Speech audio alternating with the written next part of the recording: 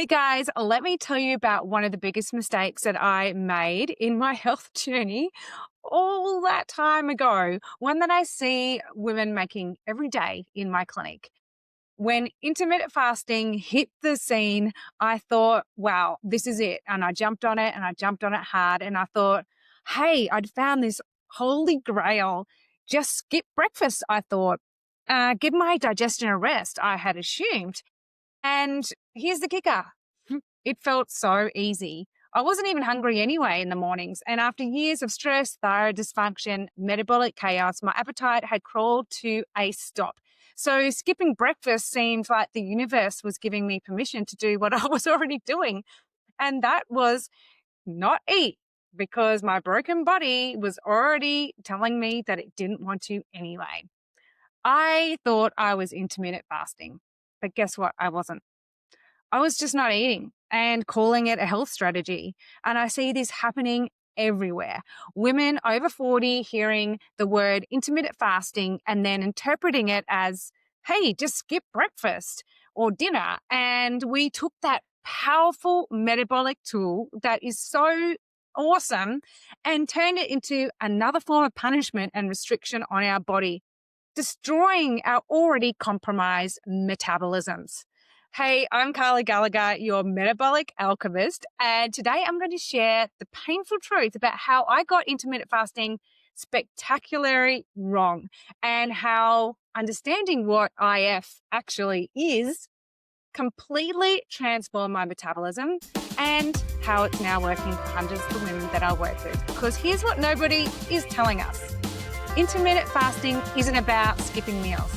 It's all about timing them. All right, let me take you back to when IF was actually the hot new thing. It was probably over a decade or more ago, and this was kind of when I'd been struggling with my weight and those 10 kilos that I couldn't shift, and I was trying everything in my, universe to try and fix this stubborn weight gain and that constant fatigue and pain and everything that was bundled up under that. And I come across this, intermittent fasting word, and it sounded perfect, right? Just don't eat breakfast, I thought it said, and your body will then tap into all those fat stores. And I thought, awesome. I'm not hungry anyway in the morning, so this will be super, super easy for me. But here's what I didn't really understand at the time. I wasn't hungry in the morning because my metabolism had already broken down. Years of stress had elevated my cortisol, my thyroid function had become this pathetic crawling animal on the floor. And you know what? When your thyroid is sluggish, you're essentially turning cold. Your appetite disappears, your digestive juices reduce, and your body becomes basically shutting down. And all of those hunger signals just switch off.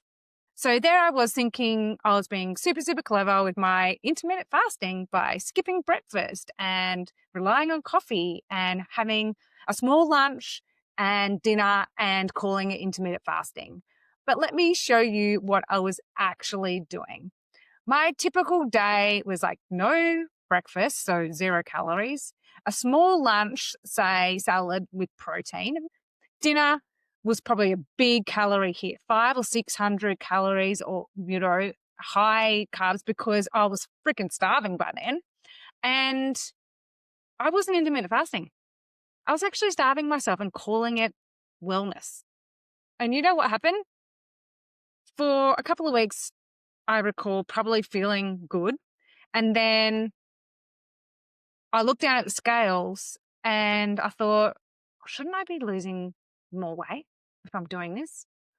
And I thought, actually, this isn't right.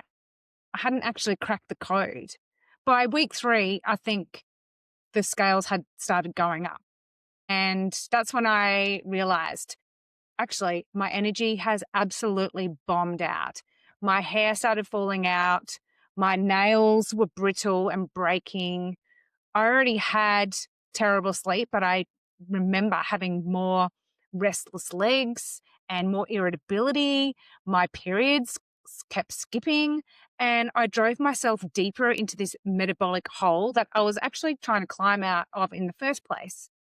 So here's what makes me super, super frustrated at myself when I look back at this. I completely misunderstood what intermittent fasting actually is all about. Intermittent fasting is not about skipping meals and breakfast in particular. It's not about eating less food. It's not about restricting your calories. It's not about ignoring hunger signals or pushing through fatigue. What intermittent fasting is actually about, it's about creating a strategic timing window. And the timing when you have this is around when you consume all of your calories in that day. And you align it with that circadian rhythm that we have, the daylight hours, which allows for extended periods of not digesting overnight. So allowing your body to do the important work of restoration and resetting and teaching our body to switch between fuel sources very efficiently. The word everyone really misinterpreted, including myself back then, was about timing. It's not about eating less. It's about eating during a specific timing window. But all I heard, and what most women that I see doing intermittent fasting are doing, is, oh, just skip meals. And for women over 40 who are already undereating, stressed, dealing with hormonal chaos, this misinterpretation has been just metabolic poison for us. Let's think about it. Most women I work with are already eating too little. So they come in usually skipping breakfast or even skipping lunch because they're not hungry. That equals a broken metabolism. They're already usually having tiny meals anyway because they're trying to be good and eat healthy. They're coming in exhausted and stressed, and their bodies are literally screaming for more fuel. They hear the word intermittent fasting and think, perfect, now I've got permission to skip a meal, which is that calorie in, calorie out equation. That's what I got stuck on.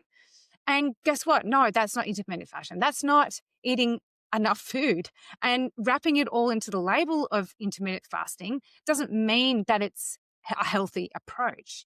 So let me share what I learned when I finally understood intermittent fasting correctly after I'd already damaged my metabolism and poor and had to spend a few months repairing this and retraining my body. True intermittent fasting has 3 critical components. If you miss one of these, then you're not doing intermittent fasting. You're just doing restriction. Okay. So component number 1 is you need to get the adequate nutrition. This is a non-negotiable, especially for women. During your eating window, you must consume your full calorie needs for the day. Right? So everything has to be eaten that's going to sustain your body, to fuel your body. And for women over 40, that's an absolute bare minimum of at least 1,200 calories. But realistically, for people who are exercising and being active, you probably want to be up around 1,400, 1,500, right? It doesn't really matter, actually. It's not about calories at all, but it's about making sure that you have enough calories. And when I fixed my approach, I was shocked to realize I was eating about 700 calories a day. And that was a shock. No wonder my metabolism shut down, my hair started falling out, and I was sleeping crappy. Number 2, the component that we need, in addition to eating the right amount of calories, is the right macronutrient balance. So what are macronutrients? These are the things that make up your plate. They're in 3 components, right? We've got carbohydrates, we have fats, and we have proteins, right? And here's where I really went off the rails. And I see so many women also making the same mistake because I was completely fixated on this calories in, calories out approach. That meant that I tried to reduce anything that was high calorie and keep it very light and lean. And because this worked for my 20s, right? It works probably for most people in their 20s. You know, eat less, exercise more, you lose weight. But I never really considered where my calories that I should be eating are coming from. And I didn't really think about carbs versus proteins versus fats. I just knew that I ate meat and I had protein every day, and so it should be all right. And, because I was eating healthy, eating less and moving more, it should equate to, me losing weight. So really, when you look at the calories that I was eating, that 750 calories, most of those were coming from carbohydrates because I was fixated on the healthy food, the whole grains. I was absolutely starving by the end of the day. So when I got to my dinner time, it was probably things like brown rice, quinoa, spelt pasta. It was all healthy and whole grain, but I needed to fill up because I was starving by the end of the day. And so my macros were completely out of proportion. Carbs were higher than any other macro by a pretty massive margin. I thought I was being healthy with having this whole grains and fruit diet, but I was actually, driving insulin resistance and making my body store fat more than burn fat. And I was starving my mind. By mid afternoon, every single day, that crash wasn't just tiredness, it was my blood sugar plummeting after having an imbalanced macros for the day or overnight. And I'd reach this for a quick energy carb like dates, oat bars, protein balls, which would then spike my sugar again, probably made me more hungry by dinner. And it was this vicious cycle of carb crash, carb crash, carb crash, all while thinking I was eating healthy.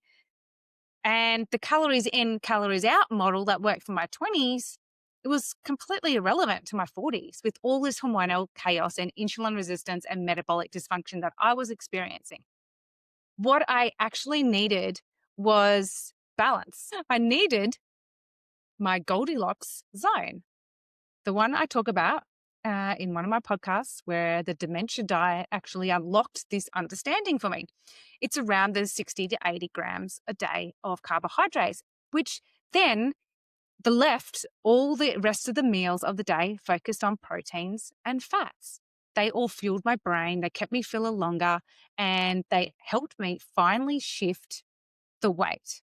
So, because I was eating more protein and fats, I ended up eating more calories, which was amazing because I was now still feeling satiated. I wasn't necessarily eating, bigger plates of food, but no more afternoon crashes, no more desperate snacking before dinner time, no more blood sugar roller coaster.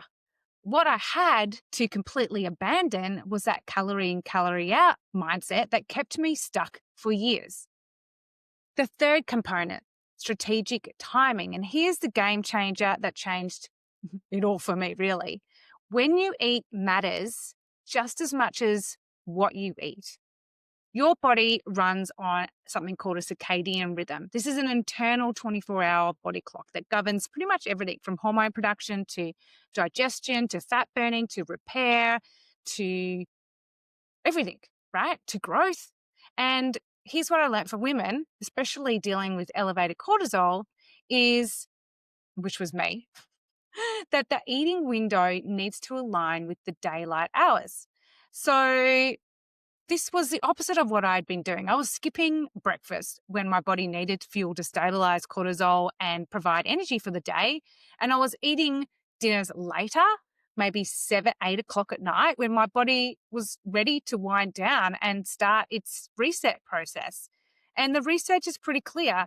Eating during an 8-hour window that starts in the morning and then ends in the early evening works with your circadian rhythm so much better. So my new approach was I started eating around 9 or 10 a.m., breaking that overnight fast. By 5 to 6, I would finish eating for the day. So I was eating a little bit earlier.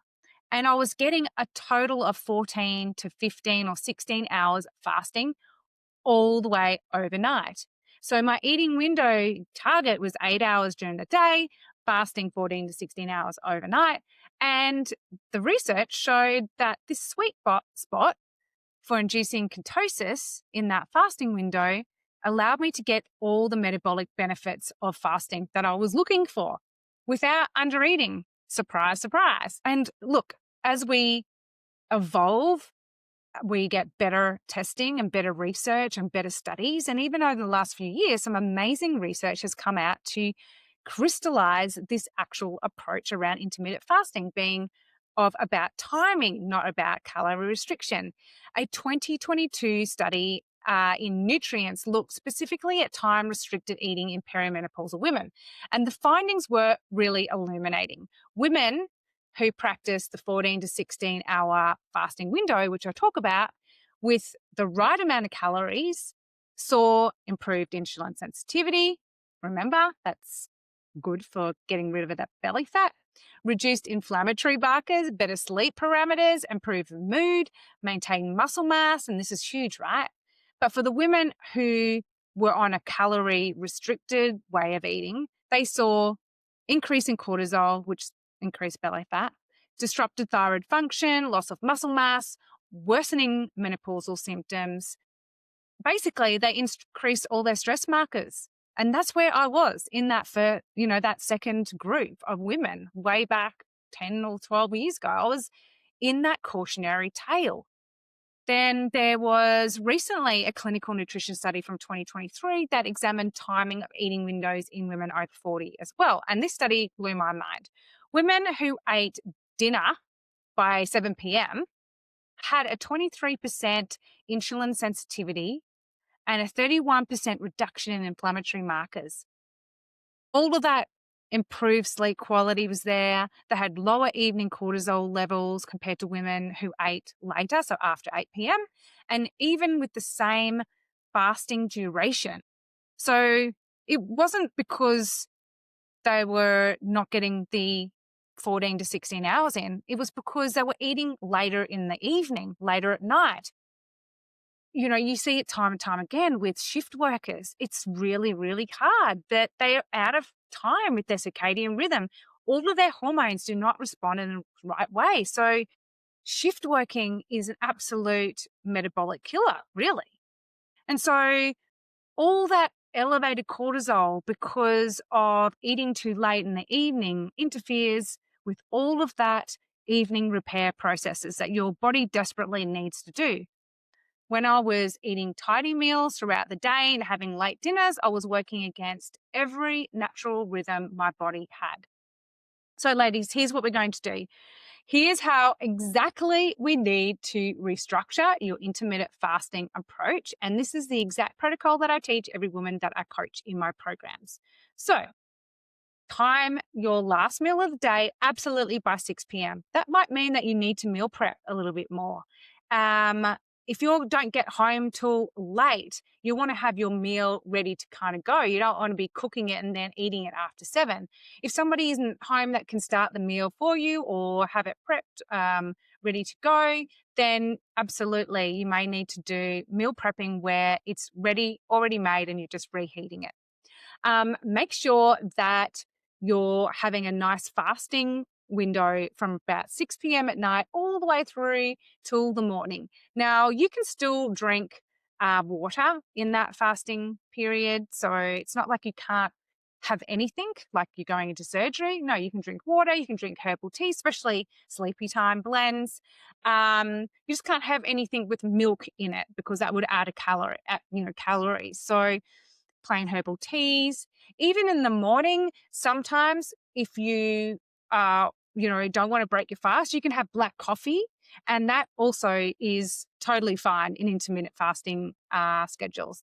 Then you want to have your breakfast, but before 10 a.m. ideally. 9 to 10 a.m. is a really great time to start. And that has to be a real meal. It's not a coffee with milk. It's a high protein, fat. Typical breakfast for me might be eggs, or it could be a smoothie with collagen protein powder and coconut milk, something nice and fat. It'll be a big meal. It'll be about 400 or 500 calories just in breakfast alone. Maybe some avocado with some eggs and some sauerkraut and things like that. You want to really have a big breakfast to fuel the day. Then by lunchtime, another substantial meal. I usually have leftovers from the night before ready to go. That's going to give me another 400 or 500 calories. And then I always have an afternoon snack. If I don't have the afternoon snack, then I know categorically then my calories will be too low. So my afternoon go-to snacks would be something like carrot cake made with almond meal. Might be a blueberry and lemon muffin made with almond meal. It could be some dark chocolate, 90%, with some nuts and seeds. It could be some coconut yogurt with some fresh blueberries. I always will have that nice afternoon snack because it's going to deliver another couple of hundred calories for me, but mostly it's going to be containing fat. And that fat is going to keep the lights on. It's going to push me through all the way to dinner. And of course, dinners are going to be quality protein, quality fats. I'm big focus on vegetables. I rarely have any grains. I'm strictly pretty much paleo. And so my calories are going to sit around 14, 15, 1600 calories a day, but I'm going to be well below 80 grams of carbs. My protein and my fats are really driving that calorie need that my body needs to fuel. So let's break down the lessons from today. Number one, hunger is not your guide. If you're metabolically broken, elevated cortisol, sluggish thyroid, insulin resistance, your hunger signals are going to be lying to you. You're not hungry in the morning. That's not a sign to skip breakfast or any meal. And if you're not hungry, it's not skip that meal because it's going to help you lose weight. No, you still need to eat. And that's a sign your metabolism is probably compromised already. You have to eat strategically, whether you feel hungry or not, until your metabolism basically starts giving you the correct hunger signals once again. Lesson number two, timing trumps everything. I could eat the exact same food, same calories, same macros, but if I ate them at the wrong times, my body would completely respond differently. Late dinners would result in weight gain, poor sleep, elevated cortisol. Early dinners with morning breakfast would result in weight loss, better sleep, and balanced hormones. So, same food, different timings, opposite results. Lesson number three, exercising changes everything.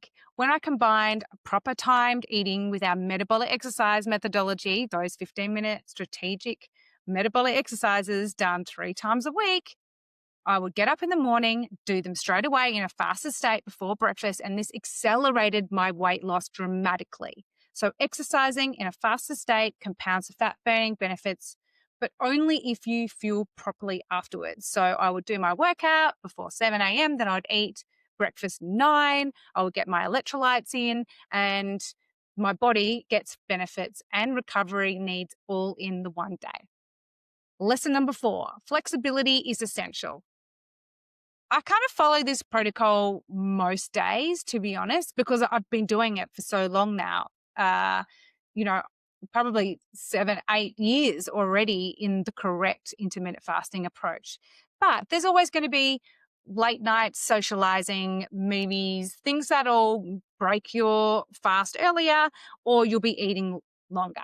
You might have a longer lunch and skip breakfast and then have something smaller later in the evening. There are going to be these times that are going to change how we eat. Don't worry about it. The most benefit is going to happen when you have consistency. So I usually adopt the 5 and 2 approach, which is 5 days of the week. I will probably be very much aligned with intermittent fasting easily because it meets routine Monday to Friday. And on the weekends, whatever, it doesn't matter if I don't get a full 14 to 16 hour fasting in. In fact, even fasting 12 hours gets you a metabolic shift, just not as much ketosis as the 14 to 16 hour window. So even 12 hours is going to be better than, right? And honestly, after a few months of this, my body became so metabolically flexible, so will you. And so when you break the rules, weight doesn't necessarily always just come screaming back on. It's about consistency. This is what we call fat adaptation. The bottom line, guys, is here's what I wish I'd known from the beginning. Intermittent fasting is not about eating less. It's not about skipping meals. It's not about restricting or deprivation, proving to myself how long I could go without food. Intermittent fasting is actually about timing your nutrition to work with your body's natural rhythms. That means eating through daylight hours, consuming adequate calories, minimum 1200, hitting my Goldilocks zone, prioritizing fats, healthy fats and proteins over healthy carbohydrates and grains, finishing dinner early, having a substantial breakfast, exercising fasted in the morning. When I got all of these elements right, I knew that intermittent fasting was working for me. And it's part of this whole approach. This is the fat adaptation strategy that I teach my guys in all of my programs. So when you do this, you are actually retraining your body into how to burn fat more efficiently, produce hormones optimally, respond to insulin appropriately, manage stress effectively, sleep deeply, think better. Think of all the things that could come out of actually having more fuel in your body. You're not going to be starving your body. This is not starvation dressed up as wellness. It's not restriction masquerading as a health trend, and not a protocol that damages your already compromised metabolism. Real sustainable science-backed metabolic transformation. And I can tell you from my personal experience from both getting it wrong and getting it right, the difference is night and day. So if you're currently doing intermittent fasting by skipping meals and under eating, you need to hear this. You're not failing at intermittent fasting. You're actually succeeding at restriction, and restriction will never, ever heal your metabolism. The good news is you can fix it, and you can do it yourself starting tomorrow. Implement the timing window I shared. Eat adequate food, hit your macros, support it with the right exercise. And if you want to complete the whole framework, the exact meal plans and the metabolic exercises and the rest protocols, then maybe you should jump in and try one of my metabolic programs working one-on-one with me. This is a system I wish I had right from the beginning. It would have saved me months and months of metabolic damage and frustration. Jump onto my website, reach out, make a comment, ask me a question. The links are in the show notes. And before you go, I want you to do something. Look at what you're actually eating today. Write it all down, put it in ChatGPT, calculate the calories and the carbs, make sure you're eating over 1,200 and under 80 grams of carbs. And if you fit it in the window, then I would say that's the best way to do intermittent fasting. So share this episode with a friend who's making the same mistakes, and let's stop the cycle of metabolic destruction, ladies. This is all about wellness. I'm Carly Gallagher, and I'll see you in the next episode. And that's a wrap. Phew. If something clicked for you today, I've got all the links to my favourite products, supplements, and exactly where to buy them waiting for you in the show notes. No hunting required. Want more personalised support? I totally get it. This journey can be overwhelming when you're doing it all on your own. Whether you're ready to jump into my one-on-one coaching programs or test it out first in my online metabolic flash course, I've got your back. Just head to the show notes for the links to those pages or my website, inner-alchemy.com.au, and let's turn those frustrating symptoms into your comeback story. Because honestly, the best version of you isn't in your past. She's waiting on the other side of these new rules. Until next time, remember, work smarter, not harder. Thanks for sticking around. I'll see you in the next episode.